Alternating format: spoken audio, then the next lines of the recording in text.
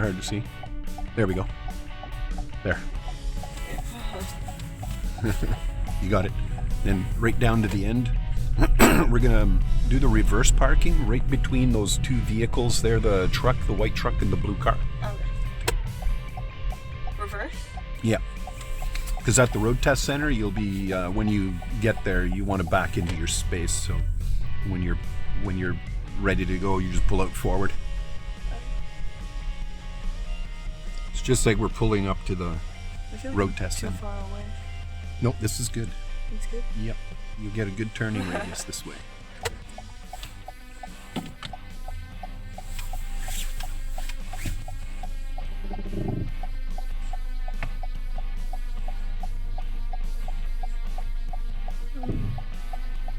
If you notice that you're getting too close to that car, then you just unwind the wheel a little bit. So you're making minor steering adjustments along the way. And then back over far to the right.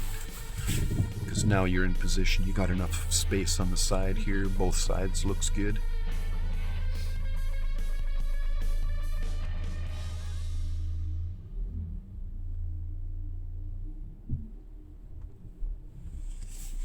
Awesome.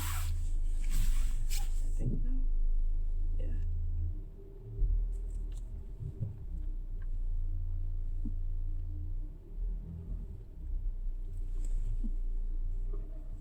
So to tell if I'm in line or... Yeah, this is good. So long as the nose of your car isn't sticking out in the laneway. Okay, and then just to remind you for the road test too, they do want to hear you verbalize whenever you put it in park. You go engage, park and brake. So you ready? I think so. We're gonna get my book here. Ouch.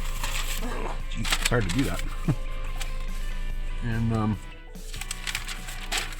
so for the road test, essentially when you get there, you'll shut everything down and go inside and register.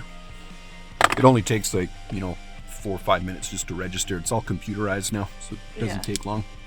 Once you register, it gives you a ticket. You come back over to the car and you can get everything ready. You can you can start the car. You can put your seatbelt on, get yourself all the mirrors adjusted, everything ready to go. Sometimes they can come out after you sit in the car. They can come out within 2 minutes, sometimes 30 minutes. So you just gotta be ready. Okay. And I think that part is the hardest part, is waiting for the examiner to come out. That's that's where all the nerves start,